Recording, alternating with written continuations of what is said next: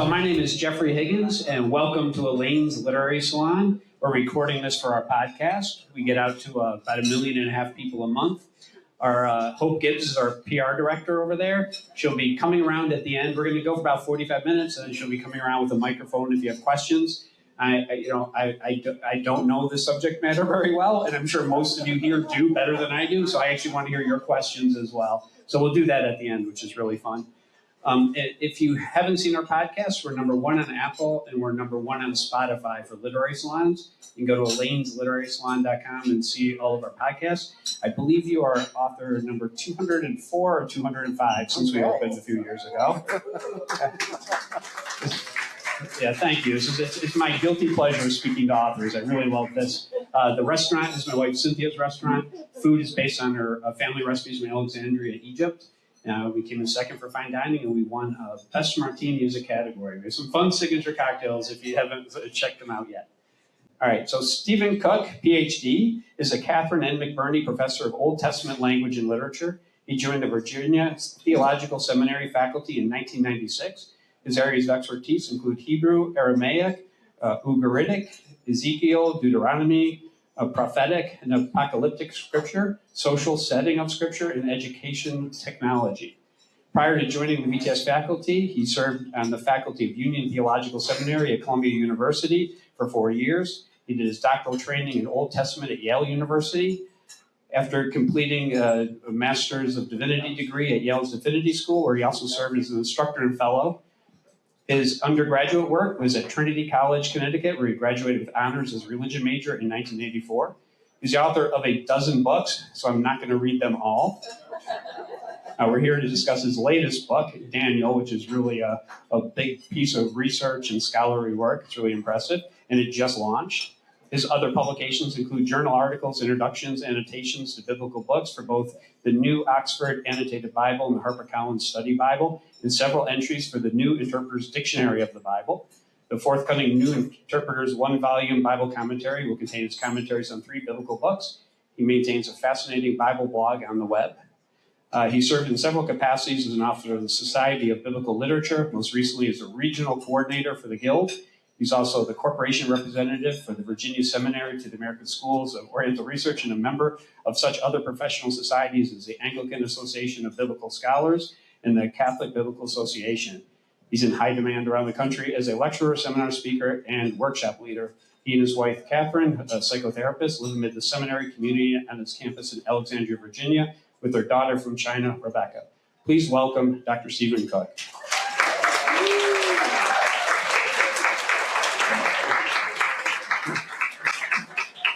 Thank you. So that was a long introduction, but they have to understand that you are the guy to write this book. So why don't you start off, just tell people, especially people who are watching or other lay people as myself, what is the book about in general? Daniel is amazing. Daniel, if you like leopards with 4 heads and lions that fly and chaos monsters, you will love this book. It is about visions and dreams and all sorts of immaterial realities that we don't like to think of, but they're, everyone who's had a dream at night knows how real those can be. And sometimes they're prescient. Sometimes you see things and then they happen a week or 2 later and you wonder what's going on. And now some of the quantum mechanics and new cosmological theories are kind of validating some of the stuff that time may be just a construct and a lot of things may be working in ways that defy kind of the thought that everything is on just a linear path. So it's a great time to be writing about visions and dreams and transcendence and cosmology. It's just cutting edge. I'm excited to dig into all of that. But before we do, what was this something that you wanted to write or you were asked to write? I was asked to write it. You can sound a little more enthusiastic than that. A publisher from Baker Academic, which is a really wonderful press, and this was a really very astute publisher took me out to lunch and said, "This is a book that needs to be written. You need to write it. Will you do it?" But little did he know that the editors of the series would not particularly be happy with all of my recourse to non-traditional methodologies and approaches, and talk about the immaterial and the heavenly and the beyond. Well, I mean, there's an objectivity, right? An intellectual objectivity to that. You were tasked to write a book about Daniel, and this is what he spoke about at great length. Well, that's the amazing thing about Daniel, is that even though the subject matter seems to be visions and dreams and the immaterial realities of the cosmos, most biblical scholars want to treat it as history and code for historical events and more into certain specific periods of history and kind of suck the blood out, suck the life out of it. And so I thought, well, I'm old enough, I'm in my 60s now, people can't really do me too much harm. I might as well just read the book for what it seems to be. I mean, so there's so much there, right? Let's just unpack it. So, I mean, you're joking, but also within academia, there is like an orthodoxy, right, that people follow, and when you step outside of it, or you go against something that's been reported for a very long time, like you mentioned, was there an archaeologist here? Was that what you said at the beginning? There you go. Like in archaeology, right? You have certain theories, and then when some new evidence comes up that casts it in a different light, people tend to push back, right? So do you feel that a lot in your writing? Yeah, I mean, people do push back, but I think that's kind of biblical scholarship. I mean, there's some positions in the seminary that it's all lovey-dovey, people are nice to each other, but biblical scholars know when we go into the field that the whole thing is about fighting with each other and disagreeing and Can you feel the irony? So how long did this book take you to write? I mean, I know you have many years of research, so I'm sure you're drawing on work you've done over many decades. But when they actually tasked you to write this book, how long did it take you? I would say about a decade. But you're right. It's been something I've loved ever since college. Back in the 80s, I took a course on Daniel and apocalyptic, and ever since then, I knew I had to figure this out. Was there any point in that decade when you were like, what am I doing? Like, I mean, it's really hard, right? Books are one of the things, because everybody reads and everybody writes in some form. They think, oh, I can do that, right? But it's really hard, especially academic writing. Yeah, but I don't know.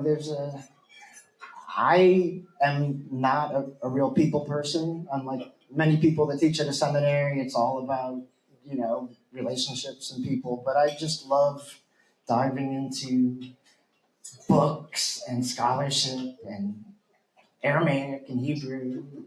It fits my personality very, very well. I'm much more comfortable translating an Aramaic text than talking to a real person. Okay, so I have no doubt you are a seeker of knowledge, or else you wouldn't even be in this. But can I just get a poll from the room? I don't buy that he's not a people person. I've known him for a few weeks, and he's one of the most charismatic, friendly guys I've ever met. Am I right? All right, so let's go back a little bit to before we get into this, your background a little bit. Did you grow up in a religious family? Where does this come from? Okay, so my dad was a neurosurgeon, and my mom was a Bible geek.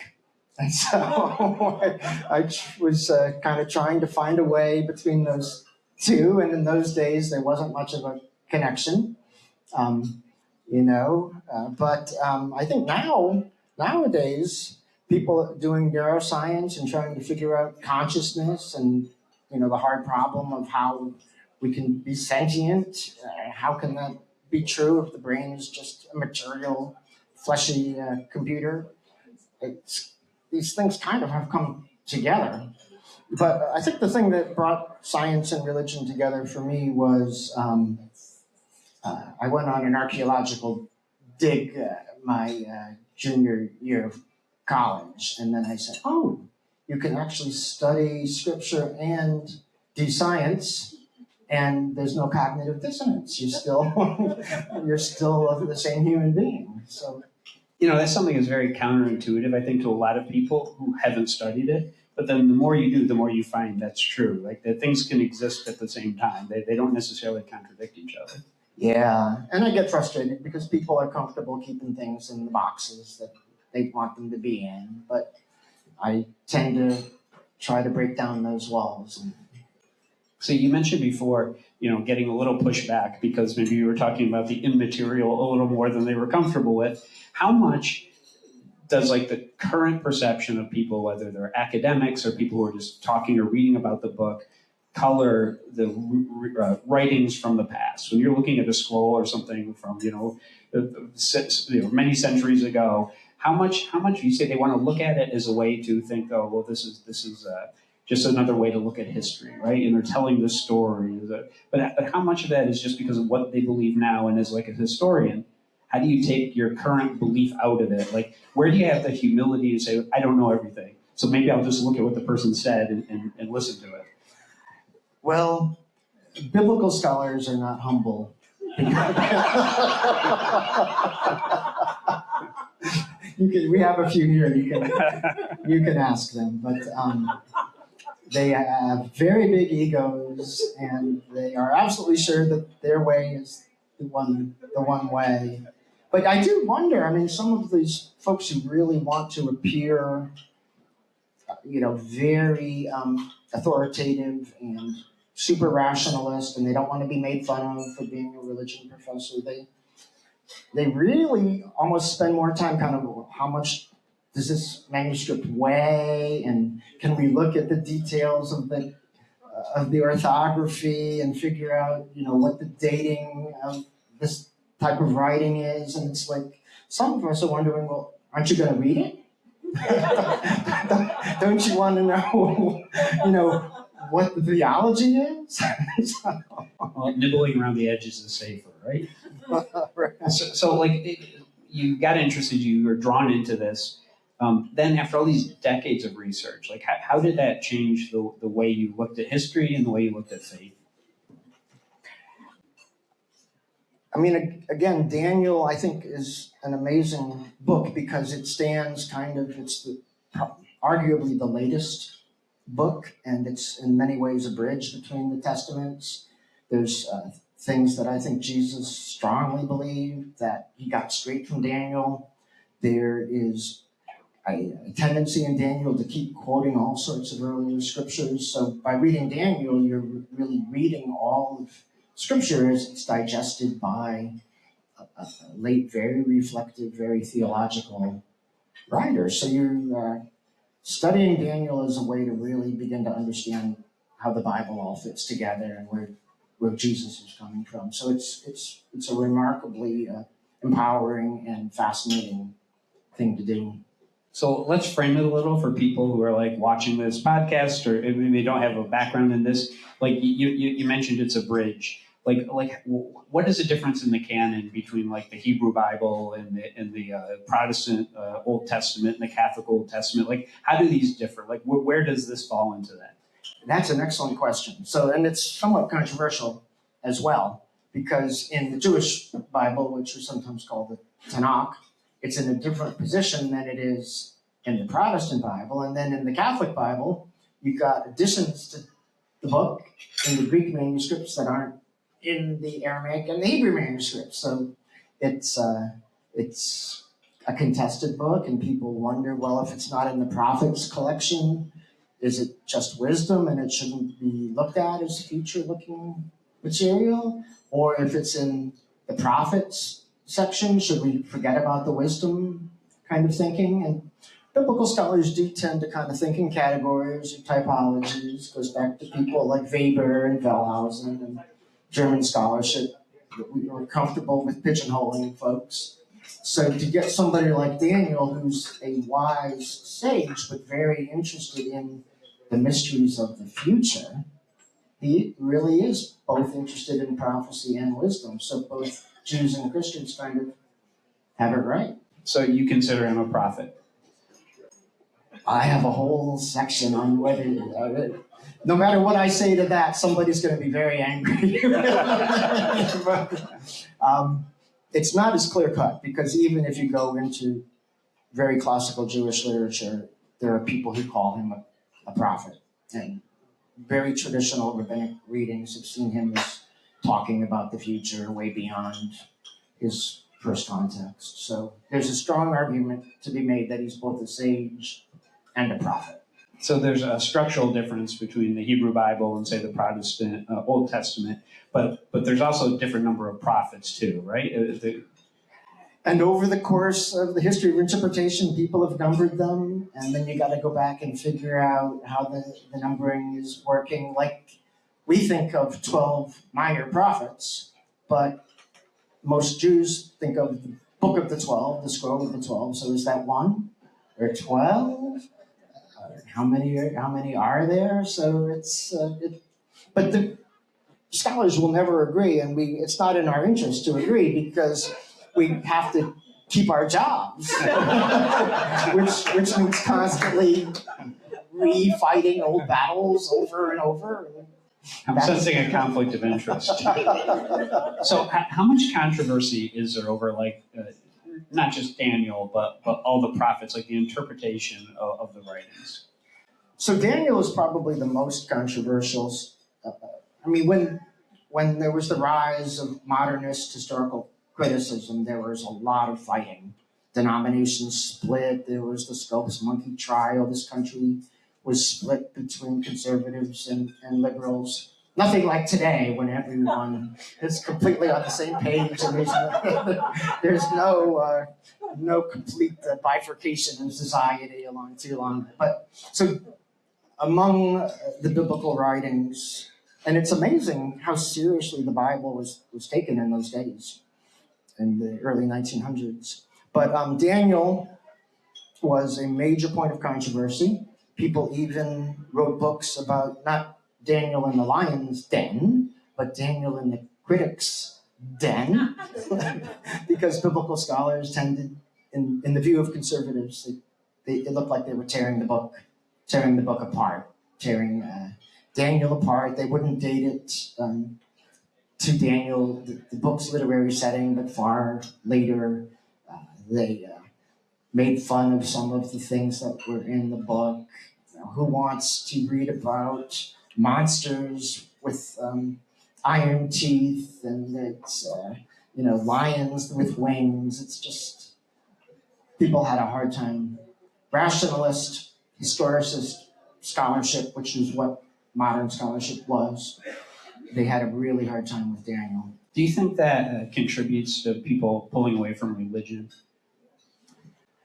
Yeah, I mean, I think there became in people's minds, there became a division between embracing the modern world and modern discoveries and modern science, and embracing spirituality, the love of God, the classical wisdom, and there came to be a real fight, and in some ways we're still trying to live in that divide. But I think what I've tried to do in this book is to say that both sides have a point.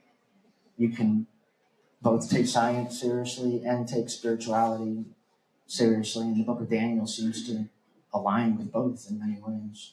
You sort of alluded to it earlier, right, when you're talking about quantum mechanics. But if nothing else, I think we know we don't understand physics the way we thought we did. Right. And if you can explain quantum entanglement to me and how Right. that's not magic from another time, right? So do you think this idea in this modernist approach that you're talking about, do you think that changed the way, like, people, if they couldn't measure something or understand it fully, it just doesn't exist, as opposed to in the past when people took certain things on faith? And I mean, do you think that is also contributing to, like, I mean, I think there's something like down to 20% of people go to church regularly or something. Do you think that idea, because you can't prove an idea, like in a laboratory, that it therefore doesn't exist? It's almost like you're proving a negative. Yeah, I mean, that certainly, there was the rise of positivism and other, you can go back to Spinoza, who developed a theory of interpretation very early on, even before the rise of modernism, that you could really read texts mathematically or geometrically. And there was one reading, and people tried to argue that one simple reading, if you could get the languages down and get the history down, you might stop all the wars of religion. And it's just not, I mean, we know that doesn't work. Anyone who's ever composed or read a poetry and appreciated it knows that you can't capture the meaning of a poem with a mathematical formula. And the same thing goes for an apocalyptic vision or an apocalyptic dream. You can't simply reify it and denature it and decode it. And yet that's what most commentaries on Daniel do. They either try to reify it and moor it into the Maccabean Wars and the rise of Hellenism, or they, if you're a very, very fundamentalist person, you reify it and moor it in the modern world. And we're looking around, is Trump the Antichrist? Well, maybe, but I mean, that's another way of kind of mooring and anchoring the text in kind of a flattening way. So young people now are going more into like, I would say, like stricter sects than they were, whether it's Judaism or Christianity. And they're also going back to church more than older people, yet they're the most scientifically literate in some ways, right? Like they're the most technologically advanced. Let's say that. That's a better way to look at it. So how do you square that? Like, I mean, I'm just looking at it like through your lens of the way people have looked at these texts historically compared to now. And now you have people that have grown up with science in a way that like you and I haven't, right? And yet they are going back to like church and taking things on faith and to a greater extent. It seems odd. Yeah, I mean, I think I'm not an expert on modern kids. I know my own daughter, so I'm trying to get her to take some Bible classes at college, and so far it hasn't worked all that well. Has she read your book? No.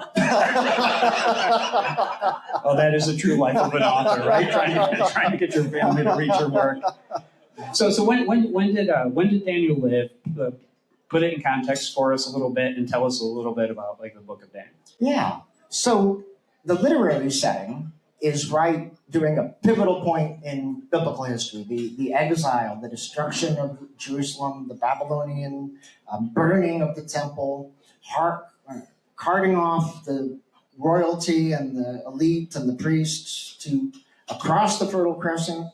So this is a pivotal point in biblical history. And even in Jesus' time, they're still waiting for the consolation of Israel, which is the final end to all of this dispersion and exile of the people. It really never even ended, even after Cyrus kind of conquered Babylon and let people go home. It never really ended. So people were waiting for the reign of God to come in. However, from very early on, people read the book closely, and some of them were like Porphyry, enemy of Christianity. He and St. Jerome had huge fights. So this isn't just a modern position, but they noticed things in the book that suggested it wasn't written during the Babylonian exile, but many hundreds of years later during these wars of the successors of Alexander the Great. Remember, he died young. His kingdom was divided up amongst at least 4 generals, and they didn't get along. They fought with each other, and so the writers were caught in the Holy Land, right in the middle of these fighting folks, fighting superpowers, and experienced tremendous trauma. So the book seems to have been written in its final form in that later Maccabean period. So you have it broken, your book, into 2 sections, right? And the second one is the more immaterial world, or the celestial and terrestrial, where they come together. So in the first part of that was to tell us a little bit about the first part of your book. Right. So the first part are these fascinating court tales, and those are the ones that we read to our kids. There's the famous writing on the wall where the hand appears. Rembrandt has a famous rendition of Belshazzar spilling his wine and people just shocked. So this hand just comes out of nowhere, and there's the writing on the wall, and people are weighed in the balance and found wanting. We have at least 4 or 5 different English language sayings that are right from that story. We don't always realize where they come from, but it's just out of Daniel. And then there's the lion's pit, where Daniel is dropped in the lion's den, spends the night, and comes out safe. But then the ones who betrayed him, his evil colleagues, living in a royal court in that time was almost as bad as being a member of a seminary faculty.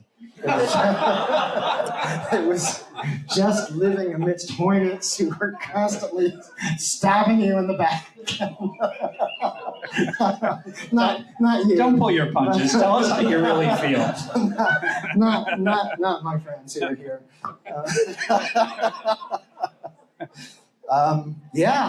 So when they threw those guys in, they hadn't even hit the ground when the lions crushed their bones and chewed their feet. And then the fiery furnace is another one. And all of these tales have immaterial beings that aren't, part of waking reality for most people, but somehow the 3 friends that are walking in the fire, suddenly Nebuchadnezzar looks in the fire and he's like, I see a 4th figure and he looks preternatural.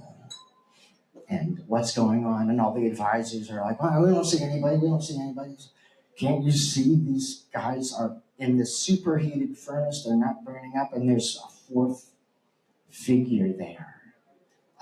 What the heck is going on? And the advisors are, we don't see anybody. Get them out.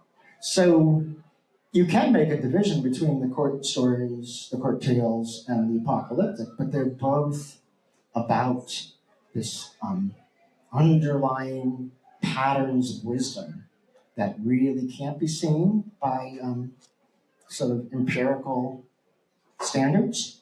You can't measure this angel's being, but quantum mechanics, modern cosmology understands that there's a lot more dimensions than just space-time.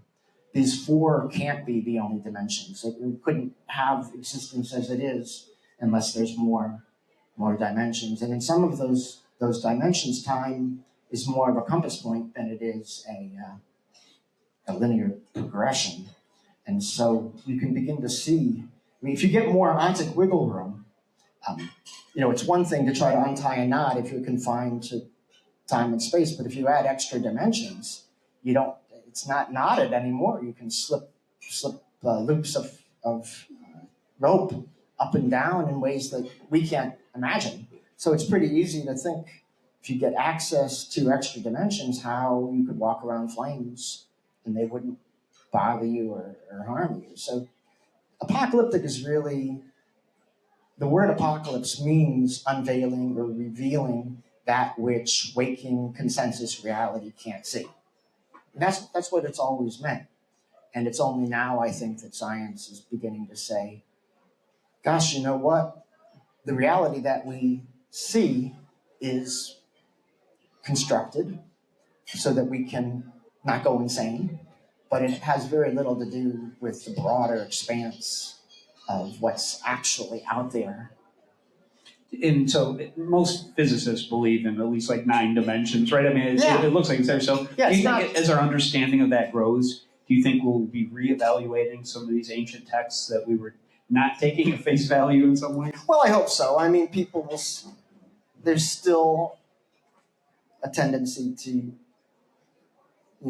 most scientists, even if they are people of faith, won't admit it. It's just not, it's a good way to not get tenure. So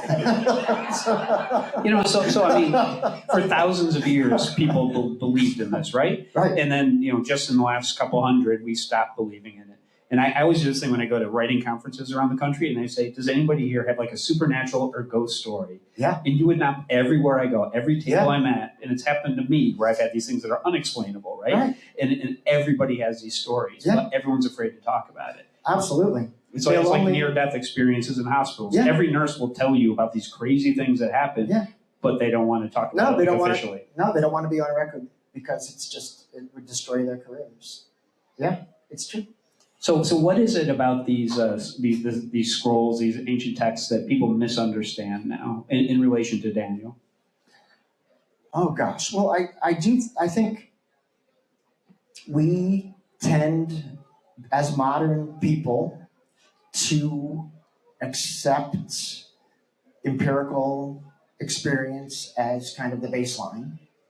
And since the rise of modernism, we are kind of sort of, there's a famous anthropologist, Taylor, who talked about the modern loss of any appreciation for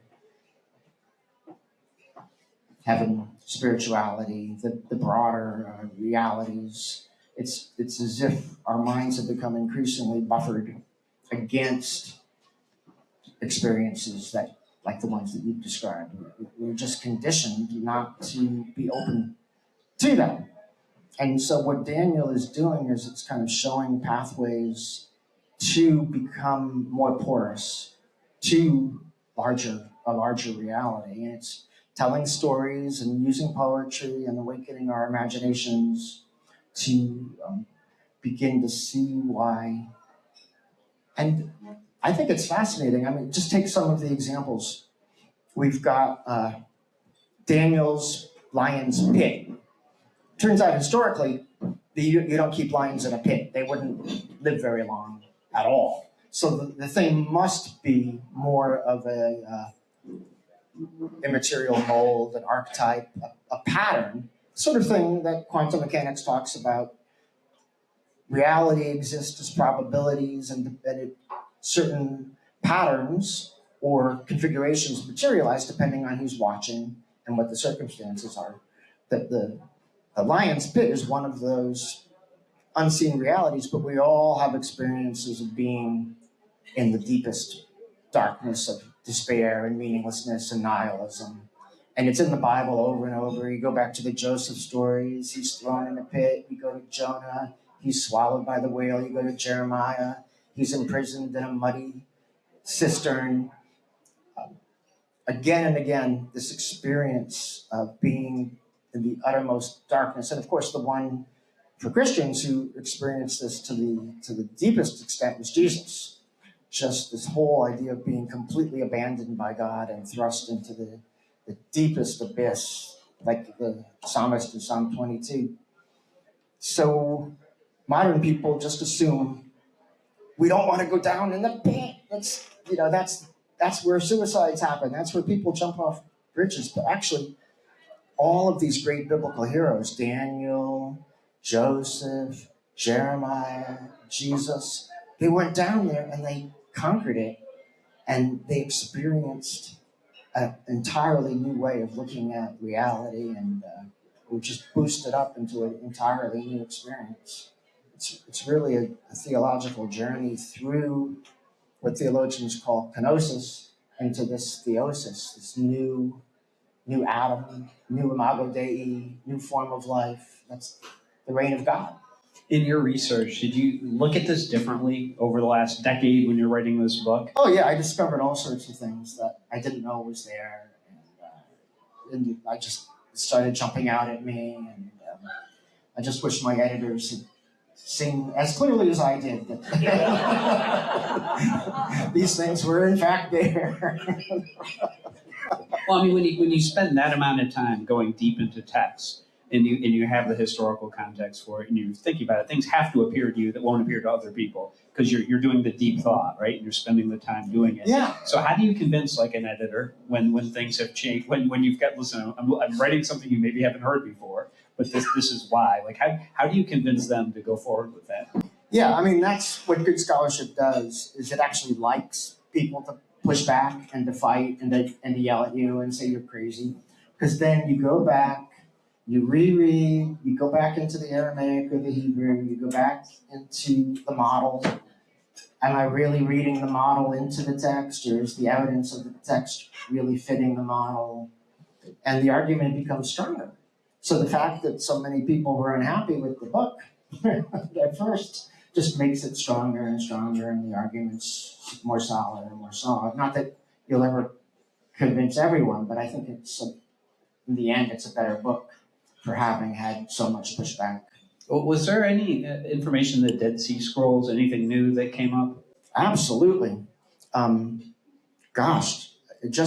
We're living in a time when people are actually finding stuff in the Dead Sea Scrolls that's, we didn't even know was there. But the Dead Sea Scrolls, if the modern dating of Daniel is right, it was only 50 to 100 years after Daniel that the scrolls were there. They're reading Daniel, and some of them read him as a prophet. So, it's the Jewish sect. So it's not just a Christian idea that he's a prophet. And they are reading some of these figures in Daniel in really interesting ways. And they're reading about Daniel's view of bodily resurrection in very interesting ways. The idea of a suffering and dying Savior figure. Jesus didn't invent that. The idea of just this Son of Man figure, some of the dynamics of all of these visions of unseen realities, heavenly realities. They talk about them in some depth. So yeah, reading the Dead Sea Scrolls helps make me feel more confident that some of what I'm seeing in the text is definitely something that other ancient people saw. Well, what are your research tools? Like, well, what did you do for this book? I started with a new translation. So half the book is in Aramaic and half is in Hebrew. And that's a big question. Why did it switch from one to another? But it's amazing if you go back, and there's been a lot of new Hebrew, Aramaic research just since the last major Daniel commentary was written. We have in the audience Professor Edward Cook, who's an expert on the Aramaic of Daniel. His work was a great help to me, but many others as well. Major contributions to Aramaic. And when you start working with the original text again, you see that some of the traditional understandings, if you just pick up the NRSV, some of those readings are just not good.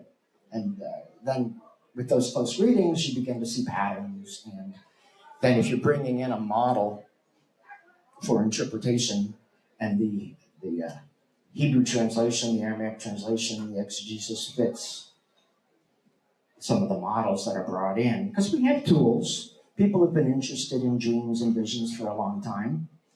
We have ways of talking about those. Biblical scholars don't often use those, but if you can correlate the exegetical and the language, the philological or the linguistics with the model, then you can get, I think, some really interesting readings. Is that a way for you to try to reach like a modern audience with this? Like, you say so you have so many people who are going to push back against it, and then you have young people who maybe are unaware, unfamiliar with some of these texts. So how do you reach them to bring them in to try to get the message across? Right. Part of it is just trying to write in an accessible way. I'm not that good at it. What I think is accessible, I give it to my daughter or my wife, and it's like, what are you doing here? It's so esoteric and difficult. I don't know, I can easily blame the culture. I mean, people, if you can't read the book at the beach, then why buy it? So, yeah. But I just keep trying to write in an accessible way and try to bring things down to earth and try to find. There's a lot of references to art. I teach a course on visual interpretation of scripture where we look at all sorts of material culture. Charlie has been in that course. We have an artist, Peggy Parker here, who knows a lot about this.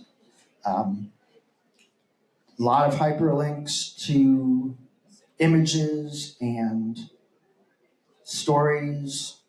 You look at folks who have actually dealt with some of this, poets, William Blake, there's a huge new interest in Blake's work, and he saw things with, more than just one eye. He saw things with 2 or 3 eyes. You look at John Donne, he knew what it was to take the pit, the abyss, seriously. Most people don't want to talk about the abyss.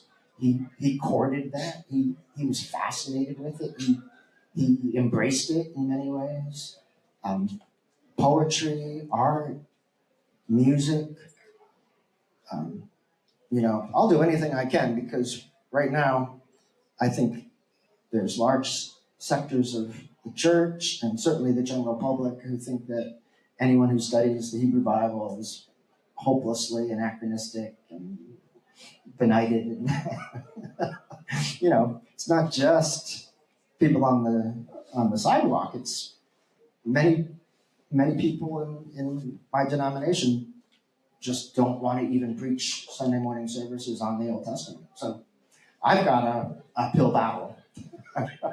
So you were given this task to write this book, and so there's the purpose for it, right? It's historical, it's analysis, but it's always hard to separate the scholar from the work. So like when you said, I'll take on this assignment, what was it that you wanted to say in this book? Like what was it that you wanted to get across to people? That what misbeliefs did they have? What is it that you wanted to convey? Well, there were a couple things going on, but I think one thing was I've always been deeply disappointed that we're so split between the right and the left, the Orthodox and the progressive, the red and the blue. And I just think there's got to be a middle way where people can at least talk to each other. And Daniel's a good scripture to deal with that, because there's just 2 very, very different ways of reading the book. It's like the one biblical book you can pick up commentaries and they're just not talking to each other. They're just on completely different pages. So if you can propose a way of reading the book that takes both sides seriously, I think that's a major contribution. But also, as we've talked about, this idea of looking at dream and visionary material, just trying to read it on its own terms instead of insisting on making it fit your terms, reducing it to what you feel is real. So you mentioned your writing could be esoteric in the book, and then people that can have different interpretations when reading. So who is the target audience for this book? So the publishers want to sell books. That's odd. They want it to be usable by people who love the Bible, people who are interested in the Bible, people who have to preach on the Bible, people who want to lead study groups, adult study groups in churches or synagogues. So they want the target audience to be seminary students, researchers in biblical studies, religious studies, people that are tasked with ministry, that take the Bible seriously, and folks like you who might want to, look into the relationship of science and if nothing else, it's just great literature. It's great stories.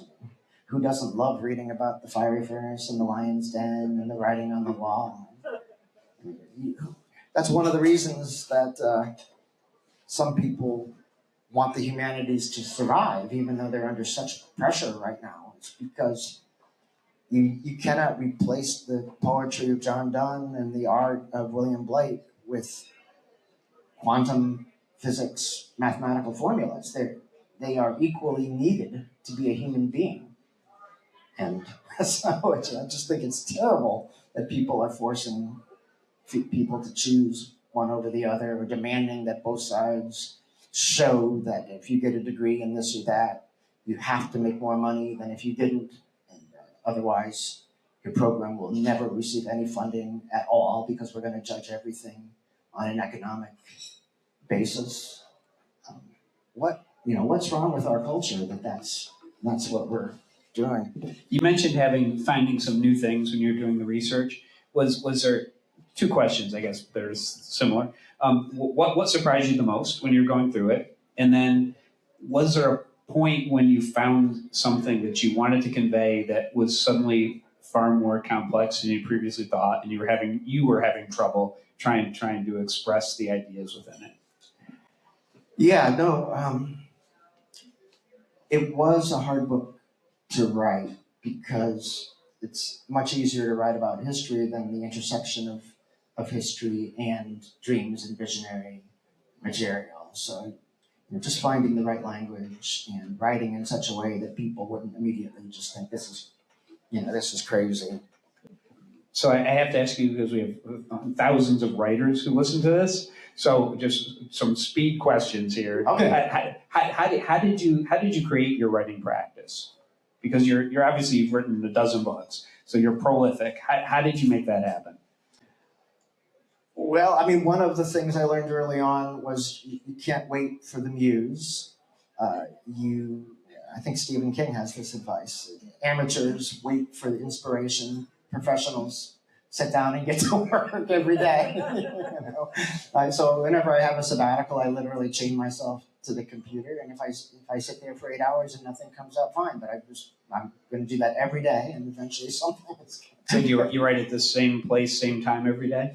I generally stick at home, and I think my family will tell you that there's a certain place on my leather couch that is very, very worn and very threadbare.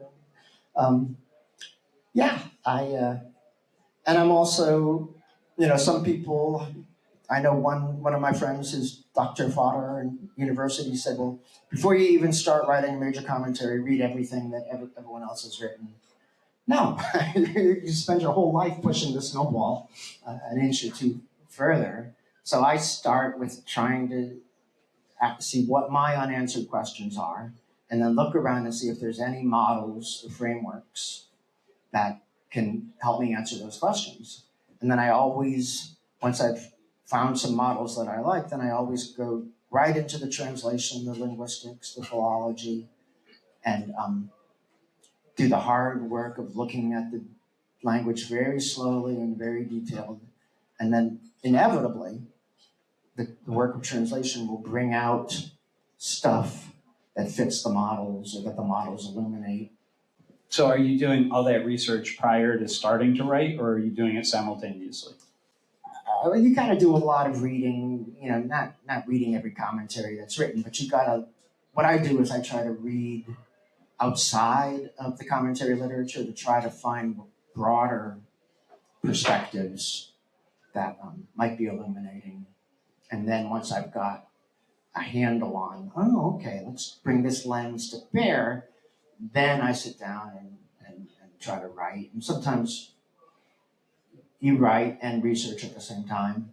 So if you're writing a chapter and you hit something, you have a hole, do you stop and research that then, or do you just make a mark and keep going and come back? I always work at where my energy is. So if something stumps me, I just leave it and jump onto something where I've got a lot of excitement and energy. And usually working on that other stuff where I'm kind of in the flow, or what do they call that? The zone? Yeah. When I'm in the flow, usually it'll hit me, you can go back and use this to work on the earlier thing. And so are you writing to word counts or just by the number of hours you're putting in per day? Publishers do give you a word count, but those of you who've written a lot know that their arms can usually be twisted. They can usually be persuaded to budge at least 10 to 20% either way. And then so for the, you had the contract first, right? And so when you went into it, was there a peer review process as part of your editorial? Yes, that's what I was talking about. How long was that process? It's much longer than most people think. I mean, you think you just write a book and they publish it, but no. The series editors have a whack at it, and sometimes you're also writing articles, spin-offs, and those get sent out for review, and people come back and say really mean things. You have to take that into account too. So the whole thing goes on for years. I mean, it's hard enough writing a book, but getting criticism as you go, that's got to be brutal. Yeah, it's not for the faint of heart. Was there anything that surprised you about, I mean, you've written 12 books, but for this book, was there anything that surprised you overall about the process or maybe the reaction? I mean, I think the text is so rich and it's so full of surprises. And that's one of the things I like about what I do is that it's, people say, the Bible, that's just one book. You got to spend your entire career just working on one book. What's wrong with you? But it's just so rich and never ending. And I think that's why it is scripture. It's not just because some external authority decided this is going to be the book. It's because the book itself is just so empowering and so revealing and so energizing. You ready to take some questions? Yeah, sure. All right. Hope you want to go around. Hi, Ross. Hello, can everyone hear me? Yes. Okay, this will be good for everyone. Thank you, Dr. Cook, for your talk. You talked earlier about formulaic ways to interpret scripture and how that's evolved over time. Without getting too formulaic, what are some principles you have about looking at metaphors such as in the Old Testament, such as the furnace in Daniel, Moses parting the sea, and whether we should take those as metaphors or something really just to take on faith, or something else entirely? The question is, when you run into things like a parting of the sea or a rescue from lions, that modern historical thinking would tend to, be very skeptical about. Are there any rules of hermeneutics or exegesis that help you to deal with those types of passages? And so I often get questions in my own seminary courses. Well, professor, is this history or is this myth? And I think by myth they mean kind of a metaphorical description of a timeless truth that doesn't have to be historical. And so that's kind of the way, that's what I meant about the right and the left and the red and the blue being at odds with each other, because people will dig in on both sides. And I'm like, wait a minute, let's try to find another way to look at this. So one of the models that I used was a cosmologist and a scientist named Bernardo Kastrup, who's written a number of books looking at everybody from Carl Jung to Schopenhauer to modern astrophysicists and quantum theory. And he's like, well, let's relook at what myth is. It's more than just allegory. It's more than just a metaphor for things that the empirical world can talk about in other ways. It's more than allegory because the world is more than time-space. It's more than 4 dimensions.